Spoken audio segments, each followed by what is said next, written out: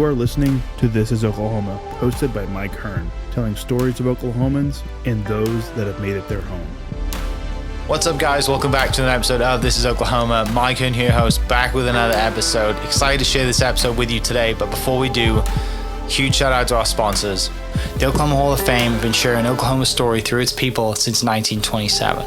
For more information on the Oklahoma Hall of Fame, go to www.oklahomahof.com.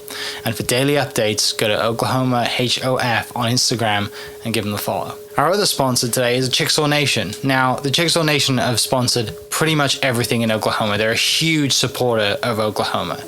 And it's an honor to have their name and their brand supporting this podcast. So a huge shout out to Governor Anatoby for supporting this podcast. It really means a lot.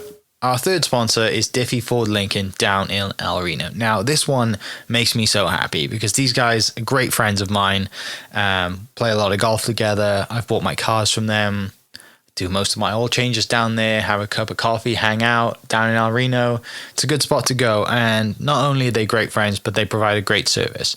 So for over 60 years, third generation family owned Oklahoma business down in El Reno. They're also in Bethany as well. So people in the Bethany area know the Diffies really well. But if you're looking for anything new, used, Ford, Lincoln, or whatever, I'm sure they could find anything you want. Check them out, diffieford.net, and then on Instagram at diffiefordlincoln. This episode is brought to you by the Doghouse OKC. Recently, I have been in need of some doggy daycare for my two pups, and the Doghouse have come in clutch. The team over there are incredible. They've taken care of my two golden doodles, and so it's been an honor to partner with them on the podcast and share the love. And the one thing that I do with the sponsors that I have is stuff that I use and recommend, like the Diffies with my car, Hall of Fame. They're awesome. Citizens Banks, where I bank. Chickasaw Nation, huge supporter of Oklahoma. And adding to that is the Doghouse. And so if you're in need of doggy daycare in the day or boarding overnight, they do grooming and other cool things too. But I've had a fantastic experience, and it's an honor and a privilege to share this with you too. So go to thedogHouseOKC.com and follow them on Instagram at thedogHouseOKC. And hopefully our pups will run into each other. Turn your dream home into a reality with Home Creations, a family-owned and operated builder with over 40 years of trusted experience right here in Oklahoma.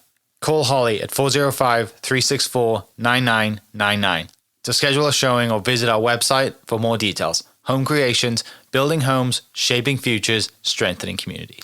What's up, guys? Welcome back to an episode of This is Oklahoma. Mike Hearn here, host, back with another episode. Today we are down at Parish DeVaughn in Oklahoma City on class, and we've just been talking about the marathon because that's coming up, and you will be running past this building should you walk, run, or participate in the marathon, and everybody should, even if you walk it, because it's fantastic. But it gives me great pleasure to introduce our guest today, Mr. Pepper DeVaughn, who you probably know from commercials. You guys are everywhere, like you have to be, right? You're like real estate agents. You've just got to put yourself out there, and injury lawyers and all the stuff of diving into, marketing and advertising, and people need to know who you are and where you are. And you're in this beautiful building. We haven't been in here long, so I'm excited to dive into that as well.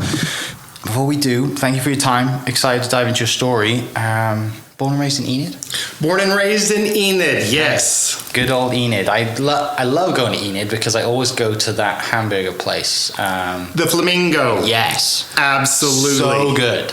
It's one of the best burgers in Oklahoma. So the Flamingo was a staple growing up, and kind of a funny story, you always park behind the Flamingo. There's a gravel parking lot, and they had this old blue door, and when they remodeled, I actually got the old blue door from the owners of the Flamingo, and I took it home, and I could not have been more proud. Oh, I was going to make that the door to my bedroom, and Mom and Dad said no. How did you get the door? So we went there to eat, and they were in the process of remodeling some stuff, and they had taken the back door off. It was laying against the back, and I started talking to the people that worked there, and I said, "What are you guys doing with this door?" I mean, the history of it, how many people came in and out of it. I asked if I could have it, and they said, "Yeah, we're just getting rid of it." And so I put it in the back of the truck. That's so good. I love going up there, and the last time I went there, I walked in and sat down at the bar. I was up there for a podcast at the some Redbird Farm or something. What's that red building north of town? There's like a tree farm, and I was summing up. It's beautiful. Around Christmas, there's always some market going on. But I walked in and sat down at the bar, and the lady that greeted me had the thickest Scottish accent, and it just threw me off. And I was like, hang on a second, you're in Enid and you're from Scotland, you have to tell me how. And she'd met a guy in the Air Force, and they were in France, and it was the whole Air Force connection. But it just threw me for a loop. I was like, hang on a second, we both should. And why are you here? Yeah, that's exactly that was right. Funny. And also they had a massive Christmas tree. They've been setting records with Christmas trees recently, right? I hear rumors that it's the tallest Christmas tree in the world. Yeah. Yes. So light up the plains. Super cool. And the people that I grew up with who now have kids, that's their annual event. They go watch the Christmas tree be lit. Yeah. Enid should be closer. I wish it was closer, because a really good friend of mine is now the head pro at the country club. Okay. And I didn't realize how good the country club was until I played it, and Enid's a great golf course as well. People listening should definitely go to Enid for food, golf, and all things. Okay, I got a funny golf story, because I understand you're a golfer. I am a golfer. In earlier life, I played golf some, and Tim Mendenhall was the pro at Oakwood. He's retired now. And so I grew up playing golf out there. I was actually a baseball player and a football player, but I'd play golf for fun. And when I got out of law school, I moved back to Enid. I mean, I didn't have $1, so I moved back in with my mom and dad. And so I would go out and play, and they have a member guest golf tournament called the Acorn, annual golf tournament. And we played in it a few times. I have the same partner every year. And there's a dinner at the end of the tournament where they do the awards. And Tim Mendenhall, who is like a dad to me, I love the guy. He came out and he goes, I've been a pro here long enough, I feel comfortable saying this. When you come into the pro shop, I don't care about your putt on number 4. I don't care about the 3-wood you hit on 15. He goes, if anyone was good at golf, you wouldn't be playing in a member guest at Oakwood Country Club in Enid. So I don't want to hear about it. And it was just crickets. And I was like, that's the most amazing speech I've ever heard in my life. It is, because every pro has to listen to someone come in, right? Like, what I did on this, and I did on this. You're like, well, what do you shoot? And they're like 97. You're like, okay, it doesn't matter. Yeah, that's exactly right. He's like, if any of you guys were good at golf, you would not be playing at Oakwood Country Club in Enid, Oklahoma. Yeah. Facts. It's the same with the fishing world, right? They're always like, there's this huge fish, and I almost got it. Golf translates to that, or the high school football stories. Every sport has it, but I think golf has it all the time because you never stop. Right? Oh, the fishing stories, yes. Real quick fishing story.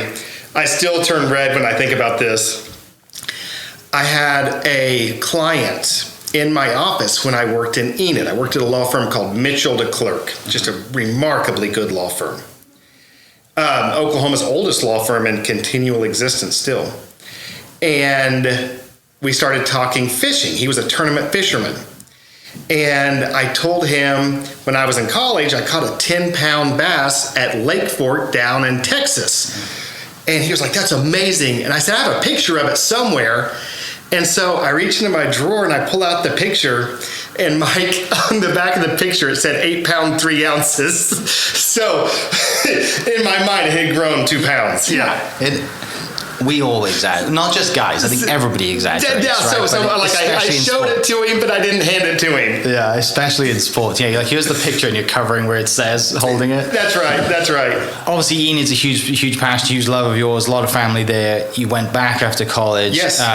Backing up a little bit, growing up there, what is it like growing up there? Do you have a big family? Are you into all of the sports? Are you into the books? Like, what's kind of childhood like for you, Enid? Okay. Incredible mom, incredible dad. My mom was a farm girl. Okay. Born and raised in Helena, which is about 30 minutes northwest of Enid. Grew up on a farm. Neat story about her. She could legally drive a dump truck beginning at age 12. And so during harvest, she would drive a dump truck into town, have to go back home to catch a bus to go to school because she couldn't drive a car. She could just drive a dump truck. Remarkably mechanically inclined. She could fix anything. And she raised the 3 of us. I have an older brother and older sister. And when I was maybe in grade school, she went back to teaching. and became a junior high science teacher who I ended up having as a teacher. And it was fascinating at the time, her response to students, and she's kind of known for this response, whether their answer was right or wrong, she would always say, "You are beautiful." Okay. And it was really funny to us at the time, but we were kids.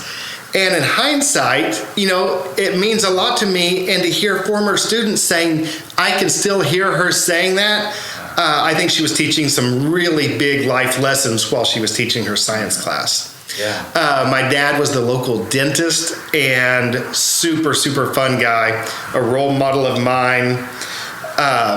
My brother and sister, both older. My brother is a lawyer up in Wichita now and does exactly what Murray and I do here in Oklahoma City. We're called Parish DeVaughn. His law firm's called DeVaughn James. And the humor in that is my dad doesn't like lawyers and can't stand advertising, so at holidays, it's a little warming up every time we see him. My sister, who's actually the smart one, she's down in San Antonio now. Out of college, she got recruited by the NSA and did some work with the National Reconnaissance Office. And to know her personality, she's the last person in the world that would know national secrets, but she thrived in DC. Mom and Dad must be super proud. Okay. My brother's my mom's favorite. My dad is my sister's my dad's favorite, but I was my grandma and grandpa's favorite.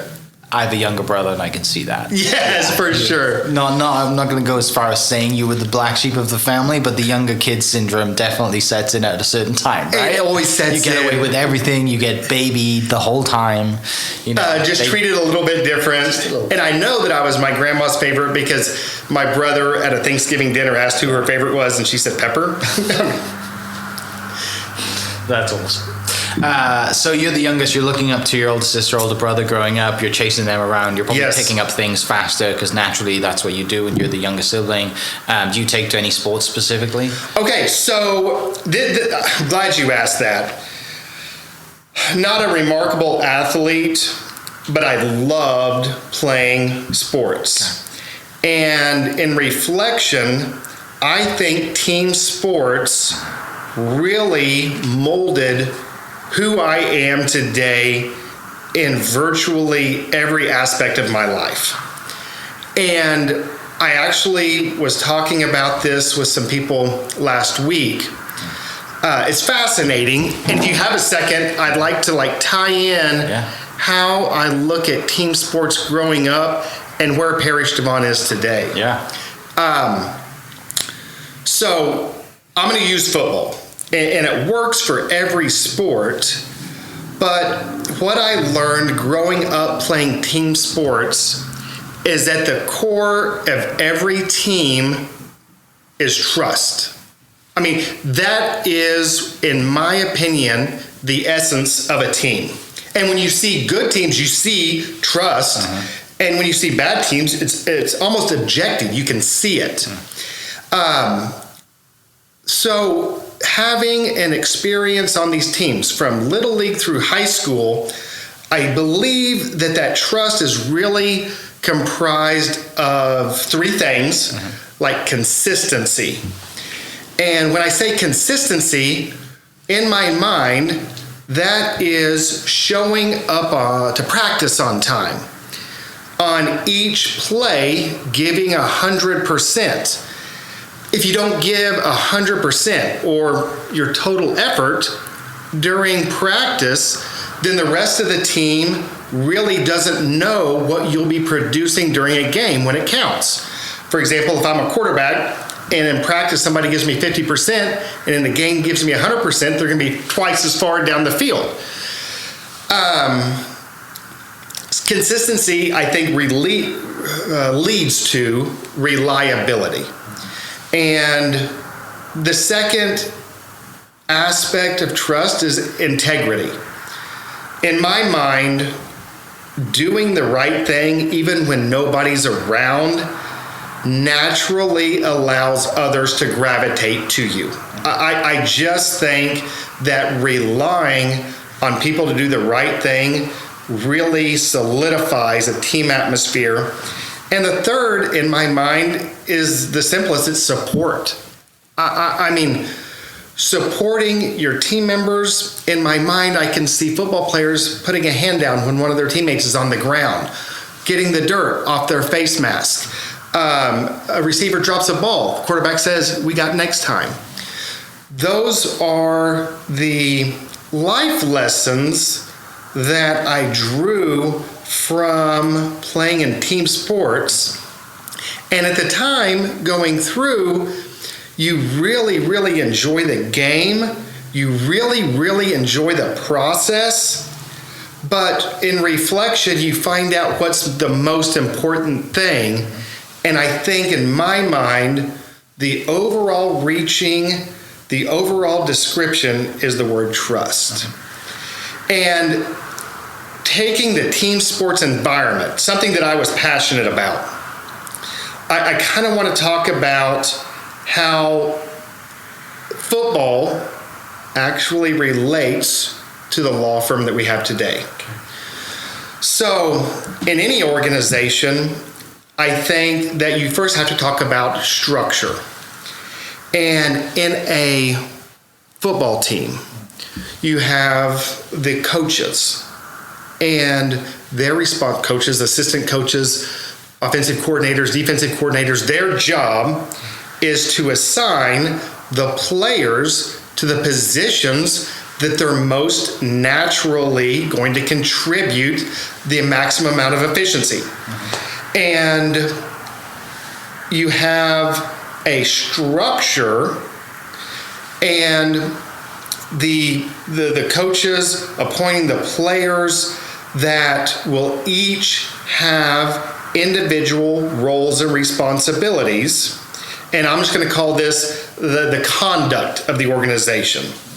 And the conduct of the organization is the plays, where every single person giving 100% effort in their assigned role contributes to success of that play. And the alignment, the conduct, is really evident in a huddle before the play. And then performance, so you have structure, conduct, and performance. The performance is when the ball's actually snapped and everyone executes with 100% effort. And in my mind, the football team, let's say, is broken up into different groups. You have your offensive linemen, you have your running backs and receivers, you have your quarterback, and you have your special teams. Everybody has a role to play. When the ball is snapped, everybody executes, and the beauty of it is you're not successful every time. And you're going to have players who are called for penalties. You're going to have players who drop a pass. You're going to have fumbles. And the entire team comes back to a huddle, realigns, decides what play is going to work best next time, and tries to execute it again. And I think there's a lot of life lessons if you take a step back and look at what is actually happening on the football field. And so when I look at this law firm, we can really take a football team and correlate it to what we do here. Instead of coaches, assistant coaches, we have an exec team. Instead of an offensive line, we have a department, resource and intake. Instead of running backs and receivers, we have legal assistants. Instead of a quarterback, we have lawyers. And instead of special teams, we have shared services. And instead of, let me back up, conduct, instead of a playbook, we have office guidelines, protocols. And the huddle is actually still the same. We huddle up every Monday morning to get aligned. And if what we do doesn't work that week, we re-huddle again. We have team meetings. And then the analogy, instead of the snap of the ball, is the phone ringing. when the phone rings with a new client or an existing client, every single person up here has their role to play.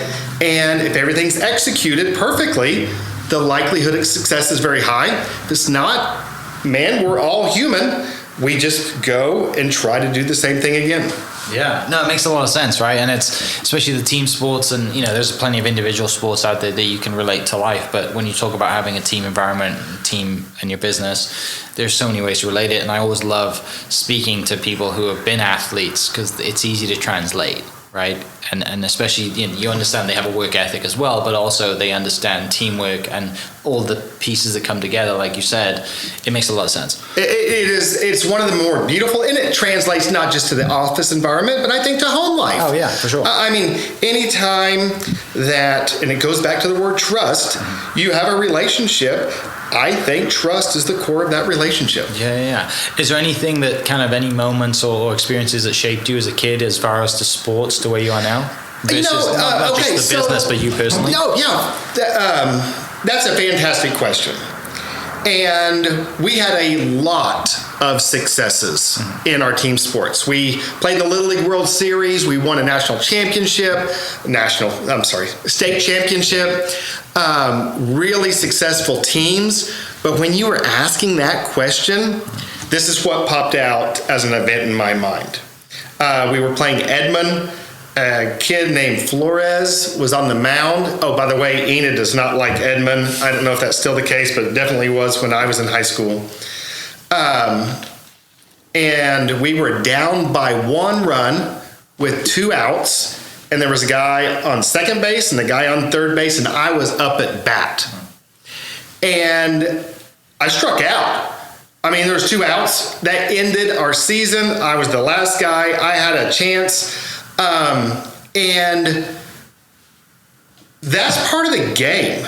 Losing is just as much a part of the game as winning. And the reason that stands out in my mind is the coach said there's nobody else on the team we would rather have had at the plate. That was after the game. And I mean, so yeah, that molds somebody, and you realize that failure is a part of life. And everybody goes through ups and downs. I mean, in fact, I'm a firm believer, 1, if somebody tells you they haven't been on a low, they're lying to you. And 2, if you haven't gone through a low point, you don't appreciate the high points. Mm-hmm. I mean, there's no perspective if you've always been constantly cruising on a high point. Yeah. That was a moment. And then I guess the other moment was, and I think this sticks out in my mind because there's a video. I was a sophomore and we were playing Booker T. Washington. We were down by 2 with a few seconds left. We had a really good kicker. We were going for a field goal, and I held the ball for the kicker. And before I went out, and I think it was because I was in shock, the coach, his name's Ron Lancaster, and he's legendary high school coach. I'm still intimidated by him today. I got a funny story about him here in a second. They called for the field goal, and I looked at Lancaster, and he looked at me and he goes, "I've never seen someone with more composure than you." And it was kind of like a compliment, and I think I started smiling, but I think it was more, I'm like so nervous, I don't know what to do. Yeah. So it was a bad snap. I got it on the tee. Marty kicked it, and we beat Booker T. Washington. There's so many great things the coaches say and so many bad things the coaches say, and clearly Coach Lancaster, being a legend that he is, knew exactly what to say at that moment. Because he must have known you were freaking out. Of course he did. Yeah. So this, I did not have, so I was a quarterback and I played free safety. I actually got to start as a sophomore, junior, and senior at free safety, and just quarterback junior and senior year. And I don't think I had a conversation with Coach Lancaster where he did not have a hold of my face mask. I think I spent 3 years just standing there getting yelled at. Staring at his knuckles. But yes, I mean, but the guy, I guess to sum it up with Coach Lancaster, we were in a meeting with a group of people a year ago, and they said, who do you respect the most from an educator standpoint from high school? And I said, Coach Lancaster. I mean, I'm still intimidated by him. And they said, and what would he do if you called him from jail? And I thought that was a pretty cool exercise. That's a good question, yeah. And my response was, he'd say, stay there. You know, you got yourself into this. I'll see you when you get out. Right. But it was an exercise kind of how you look at role models that form the personality that you have today.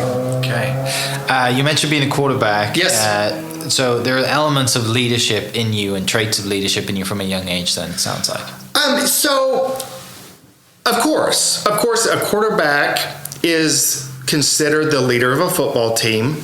I think I was a little bit of an anomaly, and this is not intended to sound flippant, but I celebrated more when I created opportunities for other people to score. I remember touchdowns vividly that I helped create, not necessarily the ones I scored myself. And I think that portion of my personality has really been an asset to me, both personally and professionally. Yeah, it's amazing. Like sometimes people call these podcasts a therapy session because I'm forcing you to think of, however long ago it was, of these things that now relate to real life. And you're like, oh, it makes total sense why I do what I do because of these experiences I've had as a kid and the people that have shaped me and around me. When you're growing up and you're in high school and you're playing sports, what's the academic side of you like? Obviously, you've got older brother and older sister, dad's the dentist, mum's a teacher. I assume education was kind of a big deal of the family. Is that equally as kind of successful in your high school years before you decided to go to college? And then take me to that moment in your life of where you're thinking of going to college and what your early career aspirations are. Okay, so academically, I was average at best. And I had all the opportunities to really attempt to better myself academically and did not take them. For example, when I was a sophomore, I scored high enough to get put in advanced placement mathematics. I still remember this to this day. It was the first week of school. The teacher was Evelyn Adams, who had to have been 150. And I sat in between Jason Rickman and Christy Napa, who are the smartest people. And this, after the first week of class, I walked up to Evelyn Adams' desk and I go, Miss Adams, I don't belong here. And Mike, without missing a blink, she goes, I know. So, but in hindsight, if I would have really worked hard, that would have propelled my academics. I regret a lot of things as I grew up not taking advantage of the natural talents I had. Academics is one of them. And honestly, athletics is one of them too, because I didn't put in the effort in the weight room. I did the bare minimum. And I don't like that now. At the time, that's just what I did. But, I can't turn back time. And so now I try to hit the gym, making up for the lost time that I had in high school, acknowledging that was just a mistake on my end. Yeah, it's amazing you speak to others who have the same similar, traits as well, as far as like naturally talented, but then they don't have the work ethic, or at the time don't think that we don't need to work hard, we're good at what we do. When you're a high school, teenager, like you think you're walking on water, right? You think you're hot. Right. And at the same time, if someone comes up to you and says, whispers in your ear, like, just put a little bit more effort in, you're like, no, it's not cool to put effort in. I don't need to, blah, blah, blah. But looking back as an adult, of course, why didn't I do this? Yes, and what you don't realize when you're going through it is this is your shot. Yeah. I mean, when I'm in high school, there's a game next week. There's another game in a month from now. But those opportunities run out. And it's so hard, and I'm a victim of it, it's so hard to convince the people going through it now that if you don't give 100%, you will regret it. And I think that there's a line from The Office, and I'm going to butcher it a little bit, but it's kind of like, I wish somebody told us we were living in the golden years when we were actually in them. Yeah. I mean, but that applies to everybody at any given time. Yeah. Is it the Pink Floyd song Time as well? When Yes. It talks about like the starting gun going off. I have to get same thing with the lyric. I can't remember it, but it's the same, like, now is then was the best time to start, and since then the best time to start is now. Yeah. And so I hear a lot of different motivational speakers who will say things like day one or one day. You pick. And so that is something that I'm really trying to invest in. I mean, it's, at the end of the day, this is what you got right here and now. Yeah. So that happens. You're in college. You're kind of having success as a team and going through ups and downs, which is the reason I think every kid should play sports, is to understand losing and ups and downs. And not a huge fan of participation medals myself. You have to understand losing, and you've got to know what hard work is and the reasons why you lose. Where do you decide to go to college, and why? Kind of what was your mind frame about where you're going to college and perspective of career at that point? Okay, so I was probably a better baseball player than I was a football player, and I remember the turning point on what I was going to do after high school. I met with a scout after a baseball game. I don't remember his name, but he was from Southwest Louisiana State, Raging Cajuns. And he goes, Pepper, I need to talk to you. So I, smiling, I'm all excited. And he goes, I want you to come play for us. And Mike, I said, do I have a chance of making it to the show, which is the big leagues in baseball? And he goes, nope. And so, like in my mind, I was visualizing myself, if I go play baseball for 4 years, that I'm behind in where I could be when I graduated. So I decided to put the cleats up. Yep. Thanks to that coach, right? Yes. I mean, that's literally what he said. He goes, nope. So I went to Oklahoma State. Okay. And this is actually...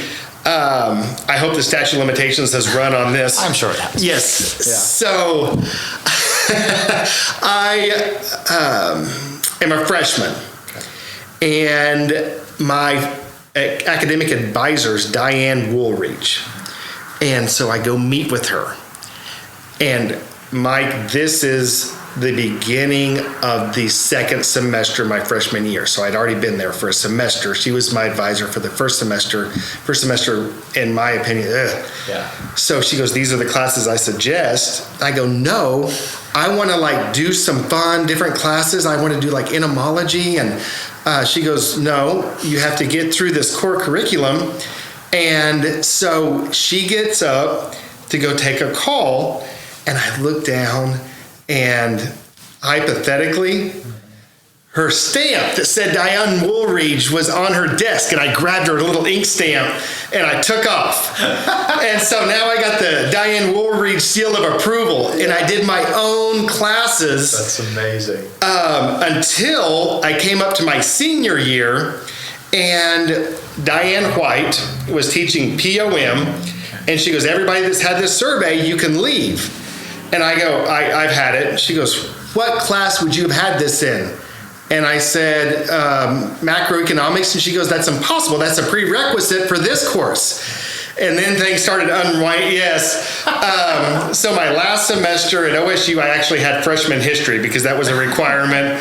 And I still remember the teacher. I got a bad score on a test, and I was pretty much over it. And I'd gotten accepted into law school.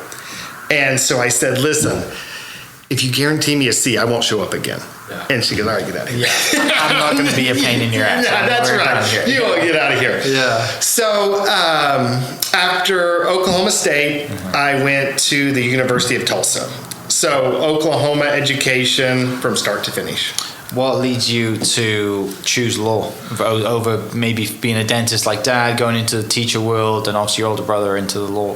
Was, I assume, in law school at that point while you were in college? So he was already out. Okay. Yeah, he's 6 years older. My sister's 5 years older. The election to law didn't have anything to do with me wanting to practice law or to be a lawyer.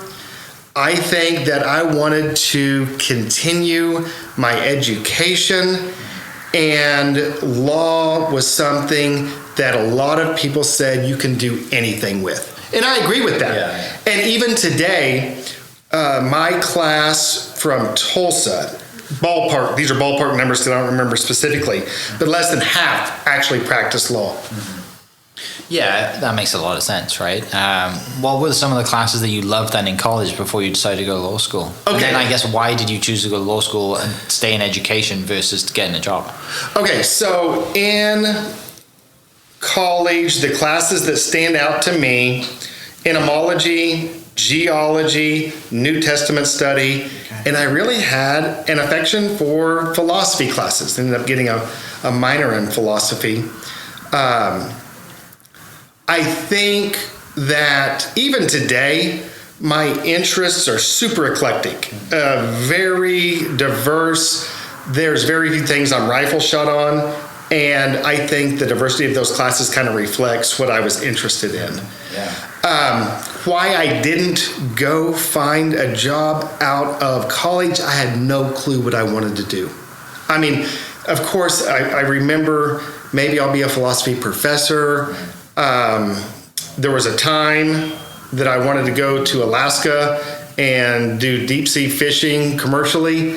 So that was just like, I was a kid not knowing what I wanted to do. Yeah.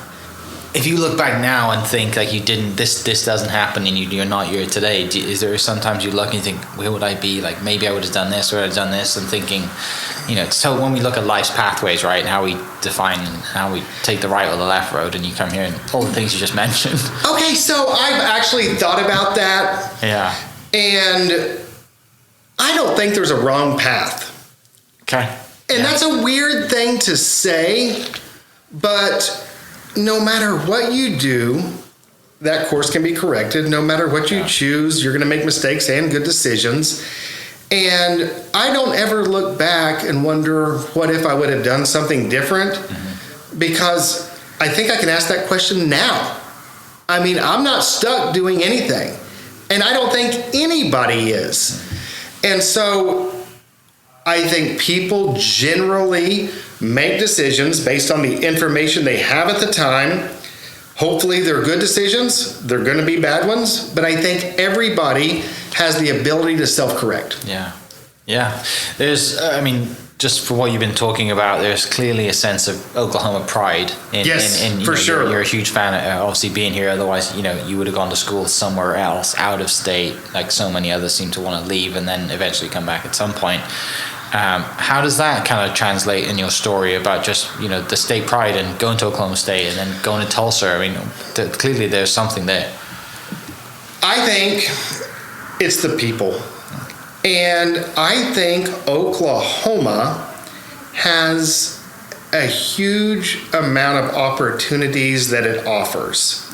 I'm no world traveler by any stretch. I'm probably not even considered well-traveled, but I have not been to a place where I have thought I would rather be here than in Oklahoma. I mean, we have two large cities, and I'm more familiar with Oklahoma City, obviously. The restaurant scene here, I would put up against any similar sized city in the United States. We have professional sports. We have rodeo. We have an incredible, performing arts. Literally, I don't know what any other place offers that we don't have here. If I want to get away 2 hours from the middle of nowhere, and do I want some forest? We have it. Do I want plains? We have it. So I think that, of course, there's a comfort level, but at the same time, I haven't been lured by anything that I find more attractive. Yeah, it makes a lot of sense. Yeah. You mentioned the kind of rodeo side of the world. How does that kind of, growing up in Enid and going to Oklahoma State and being very familiar with agriculture, tell me you haven't tried to ride a bull. I have tried to ride a bull, but it was a very young one. Just like those guys are yes, insane. of course. That's like a rite of passage. Yeah, I did. And I didn't grow up around the rodeo, but in the last 5 or 6 years, been a little bit more and more exposed to it. Got to meet a guy named Dusty Tuckness. He's here in Oklahoma, and 13-time world champion bullfighter. Yeah. And I think those guys are crazier than the actual bull riders. okay, so yes, I do too. And when I talk with him, by the way, he's the most athletic. He's just better at everything. We went on a hunting trip together, and I got up early trying to like flex a little bit that I could get up early and have a cup of coffee. And while I was having the coffee, he was coming off a mountain with a weighted vest on. I was like, oh my, okay, just you're better than I am. Most athletic, and there's an art, not an art, but a technique to it. And so we went and watched him do bullfighting, and he had kind of described to us what to look for. And I mean, he is touching the nose, touching the tail. It is absolutely, it's artwork. I mean, it's a dance, right? It's a dance, and he's a professional. Now, he's gotten caught, he's gotten hurt. He gets back into it faster than anybody that I could ever imagine. But yes, it's a dance, it's an art. Yeah, I've probably had the same kind of exposure that you have in the last kind of 3 to 5 years, been around it more. And Nathan Harp, who's from Tuttle, is one of the cowboy protection for the PBR. And right. He's out there, and he was on the podcast. I'm like, how do you get into it? He goes, I was just in high school, I was quick on my feet. And one of my teachers was like, I think you'd be good at this. You know what? I think you ought to try this out. The teacher was probably frustrated with him for something. It's like, why don't you go out there and try to fight some bulls? They're crazy. And that's a pretty small knit community. So those bullfighters travel around together, and they get to pick who they want to work with. Yeah. It's just like everything. There is a team atmosphere. In fact, I saw a special on Dusty Tuckness, and one of the cowboys that rode bulls said, as long as Dusty is bullfighting for me, I know that the bull's going to have to get him first. Yeah. And I mean, that's just goes back to the word we talked about at the very beginning. It's trust. Teamwork. And that's what it's funny you said. Nathan said the same thing. There's 3 of them that work, at the same time, and they're all, and they've been hurt multiple times, but they're taking hits because of the, getting the riders out the way. And they know their role. They do. Yeah. So Dusty, I got to brag on him for a second. Just superhero. A bull throws him up in the air.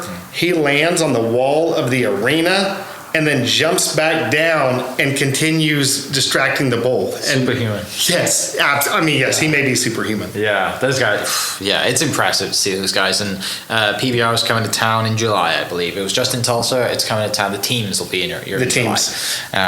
Yeah, super exciting. And if anyone hasn't gone and seen it live, you need to, because they do a great job of keeping you entertained, and you have to see it in person. It's an experience. It is like, and that's one of my favorite things, live events. Yeah.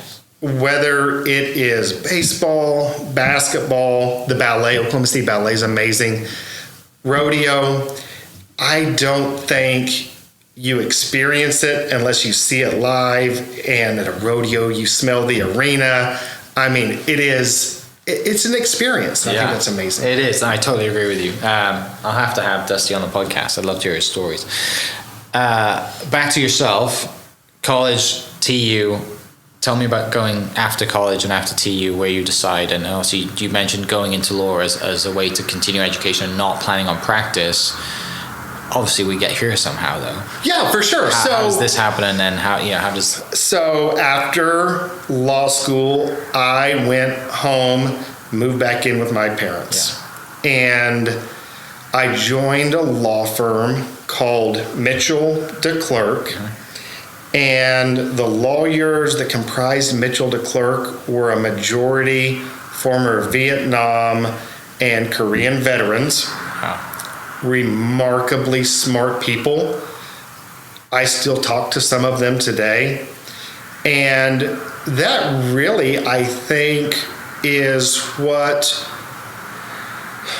fostered the way I look at meetings being on time, a very regimented scheme of how things operate, accountability. And even though it was a small firm in Enid, Oklahoma, when I first got cases assigned, I was assigned class actions and False Claim Act cases, which are typically on the coasts. And we were working with a law firm out of Dallas called Sussman Godfrey, which is as good as it gets, still is, nationwide for litigation. And so people say, you worked in Enid at a small law firm. They think county seat type lawyers. That's not what we were doing. Yeah. We were really involved in some cutting edge litigation. And just like everything in life, class actions are a cycle. So the law will favor plaintiffs for a while, and then legislation will be enacted that protects businesses. When businesses start acting up, legislation will change to promote litigation. It's a balancing act. Around 2013, there were some laws enacted that made class actions really difficult from the plaintiff side. And in Oklahoma, there was workers' comp reform about the same time. Murray did a lot of workers' comp law. I was doing class actions.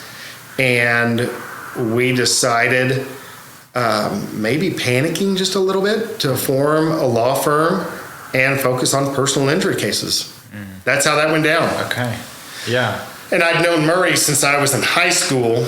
Murray was best friends and roommates with the guy that my sister ended up marrying. Okay.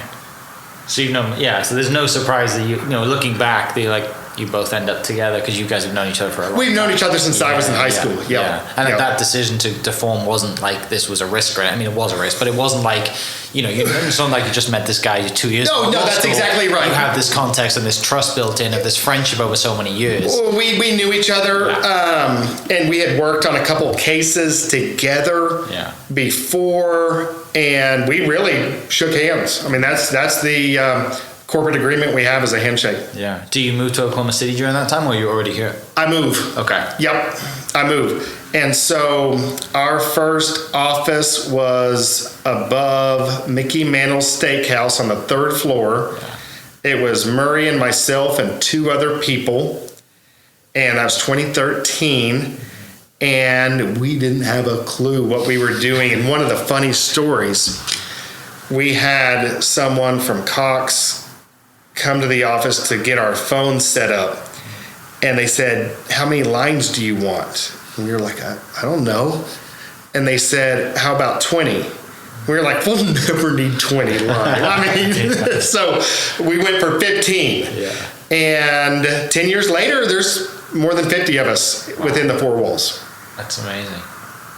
Tell me about that, starting a business, being across the street from the ballpark, being above Mickey Mantle's, it's got to be so many great memories from that time. It was an amazing time. It was fantastic. Where we are now is light years better from where we were. And I'll give you the easiest example. We are very client focused. And although the location in our office downtown and any office downtown is really handy for certain things, at the end of the day, Mike, we represent people that are hurt. And to have to park, to have to go up elevators, that's not fair. Yeah. And so where we are now is chosen intentionally. We have a ramp right at our front door, and we have people meet our clients at the front door. And just from an accessibility standpoint, it's been really a game changer. Yeah. And I'm proud of that. I mean, our motto, it's not written anywhere, but it's unwritten. You try to get just a little bit better every day. And that was just one other example of how we continually try to get just a little bit better. Parking downtown. And we have an amazing downtown. I mean, we it's don't have traffic either, but I'm still bitching about parking. Right. But yeah, you're totally right. It's not convenient, and when you're in the injury space, you want to be as accessible as possible. And you got this building, a great parking lot, and everything's easy to get to. Yeah, it's a great location for our staff. It's really been user friendly. We designed this building intentionally. We spent a lot of time going through. In fact, we did a poll of all the employees, and we said, what are the 5 things that you really want to see that we have in the new office? And we really try to accommodate that. Okay. Really, it's the first time I've been in here, and hopefully I'd never get injured and have to come in here again. But it's a very nice, welcoming place in here, and obviously got some really cool artwork and the chopper in the front. And you see the skylight. One of the top requests from the staff was natural light. Okay. So we have a gigantic skylight. Yeah. Tell me about the the Thunder partnership and how that comes about, and like anybody in the city, regardless if the team's epic or the team's terrible, the Thunder are a huge part of Oklahoma City, and I think just aligning yourself with Thunder's a huge part of Oklahoma, and I think Thunder is a huge part of basketball nationwide. Mm-hmm. I look at the Thunder team's chemistry as something that's just enviable right now. The closest analogy I have, Mike, is the Oklahoma Sooner softball team. Yeah. When you see those girls, you know that they're a team. When you see the Thunder, it's the same way. They have an objective, different look than most of the teams they're playing. Yeah. And our partnership with the Thunder is something that we're super proud of. And the way it came about is we really approached them. And the Thunder is a remarkably well-run organization comprised of extremely professional people. They have a good basketball team too, but they do more behind the scenes than most any organization that I've had exposure to. They're constantly involved in the community. They're constantly working on upgrades. They have a new arena coming. They are, from a businessman's perspective, an enviable institution the way that it's run. Yeah, basketball operations they're stacked, right? They've got some serious talent. No, they have yes. They have a dream team on the management side. In fact, we have, I don't know if this is a basketball faux pas to say, but we might have too many draft picks. I don't even know what that means, but it seems like we have a lot. Yeah, we have options. Right? Yes, that's right. Great options. Yeah, it's impressive. And for me, like growing up in not a basketball world and coming out here, and I first came here in 2011, and 2011 to 2015 was when I was in school here, and I just got to learn all of it, right? And then come in and see the Westbrook era and KD and all that stuff, and now going through the dips and now to see where they are, and be have the context of being here for 12 years or 13 years now, and I have a fandom base and I have context. I'm like, okay, now I get it. Yeah, but it's really impressive. We have really enjoyed not necessarily just being a partner with the Thunder, but participating in the games. And the energy in the crowd. I don't know a smaller city than Oklahoma City that has a professional basketball team. Yeah. And I think that this speaks volumes for Oklahoma. So you go from, laughing at having potentially 20 lines in your office to having 50, upwards of 50 now in this new office. 10 plus years of business, you've been very successful and you get to where you are today. What were your keys to success, and how do you continue those keys going forward? It all goes back to what we talked about at the very beginning. Mm-hmm. Consistency, integrity, and support. Okay. Those 3 pillars of trust, I think, absolutely promote success, not just at this law firm, but in every endeavor, whether it's personal or business. Yeah. That's it. Mm-hmm. And we try. We made horrible decisions. We made a ton of bad decisions. But the football teams I played on, we had interceptions, we had fumbles, and we picked each other up, dusted each other off, and got back at it. Yeah. On a personal level, finishing up with some kind of light-hearted personal questions. What do you do for fun? What do you do to get away? What do you do to release a little bit? Obviously, the space that you're in can be stressful, and you have hard days. You're leading a team. You've got all these things going on. What do you do to enjoy yourself? Man, I think the easiest way to answer that is we are not creatures of habit. Okay. We don't have a real routine. My wife and I, who's actually sitting here with us right now, overseeing anything Great way to put it. that is live, Yeah. we love. Okay. And whether it's a baseball game, the ballet, we went there. I think we were talking about this just so seeing performers, no matter what discipline they're in, at the peak of their game, on stage, that gives me goosebumps. Okay. And I don't care if it's a band or a ballet, but seeing people perform, that's one of my favorite things. Outdoors, anything outdoors, absolutely love. We travel some, but not any more than anybody else would. And I would say that there is nothing that I can pinpoint that we routinely do. Okay. Which is great. Like, Which includes working out. Yeah, right? Yeah, sometimes, your wife's a trainer. So That's sometimes right, it's that's like right. really, I don't want to do this I always workout tell her, today. Mike, the most important days are rest days. Yes, Yeah. 100%. Yes. Yeah, or going for a leisurely walk as a cool down is the best thing ever. Yeah, right. Who have you seen live recently that you really blew your mind? And then who do you want to see that you haven't seen yet? So, blew my mind, Childish Gambino. Really? Yes. Okay. Bailey and I went to his concert here at the Paycom. I really don't know if it was last year or the year before, but it was not long. Yeah. And I had no expectations. And that guy is a true talent. Okay. It blew my mind. He rapped flawlessly. Yeah. He sang just legitimately as good as I've ever heard. The show that they put on was great. He was funny, came across as genuinely caring about his fans and appreciative of getting the chance to be on stage. And before that, we saw Lady Gaga. And I don't go to a lot of concerts, but she was on stage by herself as that a cappella she had her piano, but she didn't have any other instruments.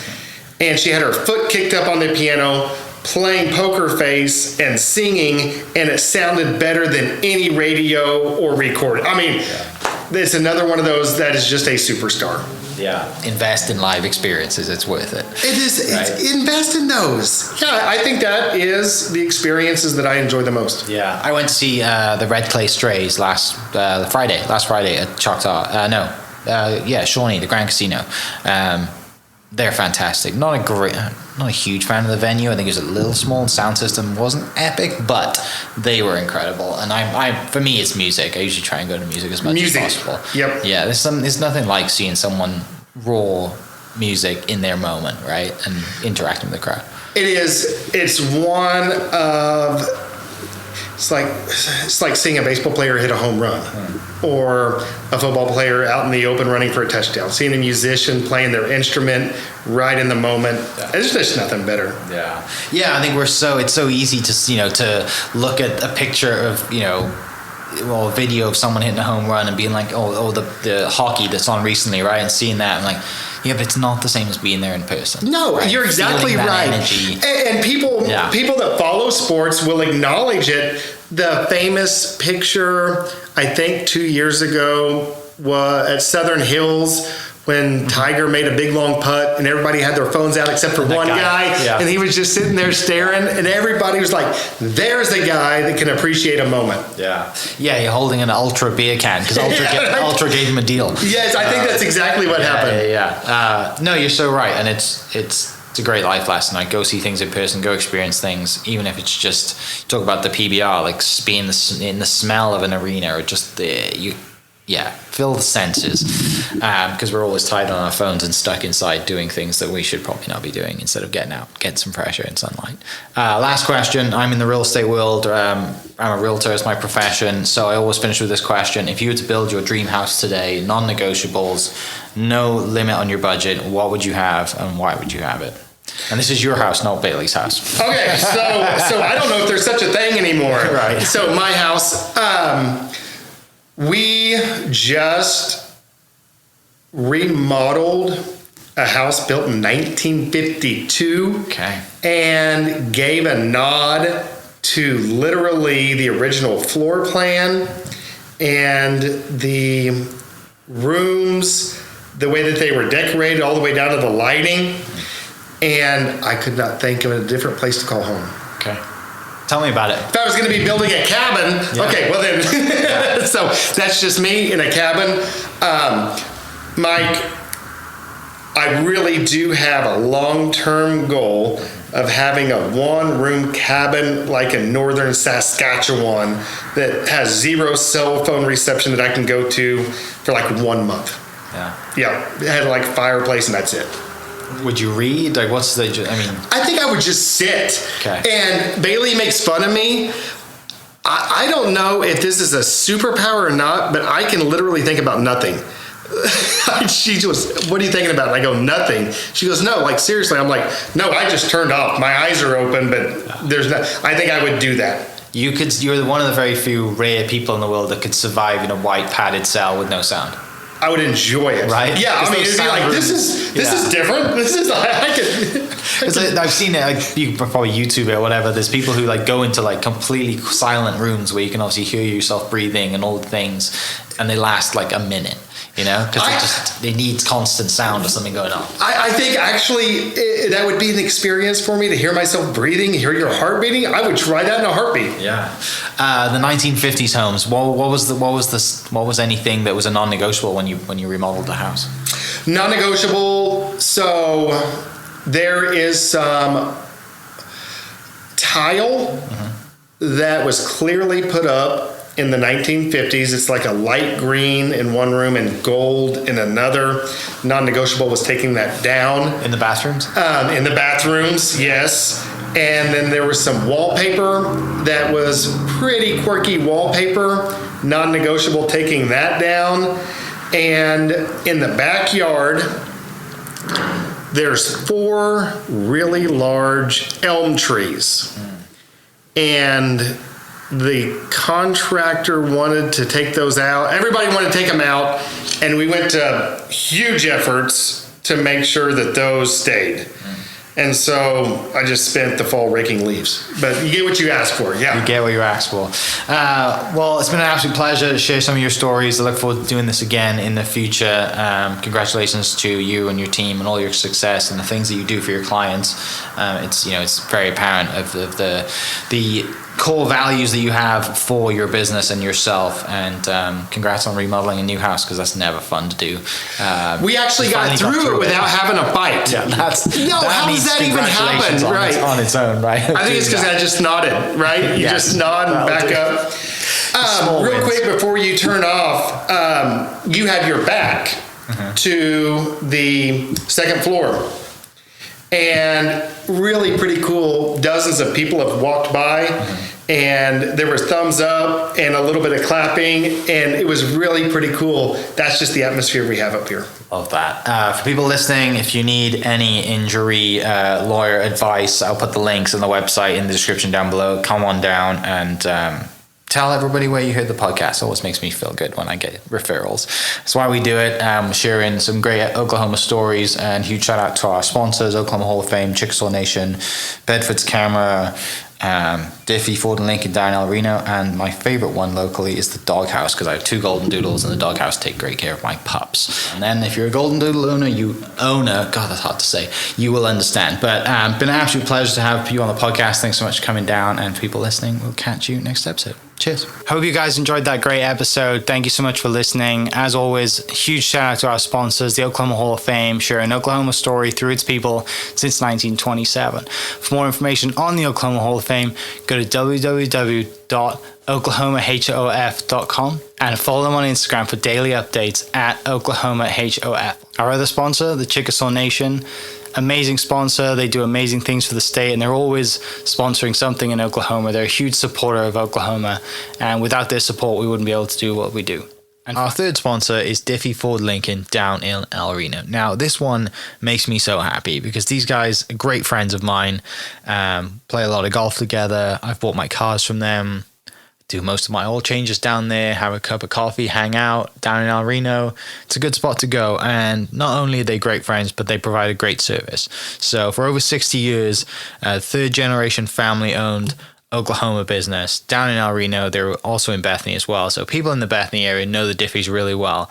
But if you're looking for anything new, used, Ford, Lincoln, or whatever, I'm sure they could find anything you want. Check them out, diffieford.net, and then on Instagram at diffiefordlincoln. This episode is brought to you by the Doghouse OKC. Recently, I have been in need of some doggy daycare for my 2 pups, and the Doghouse have come in clutch. The team over there are incredible.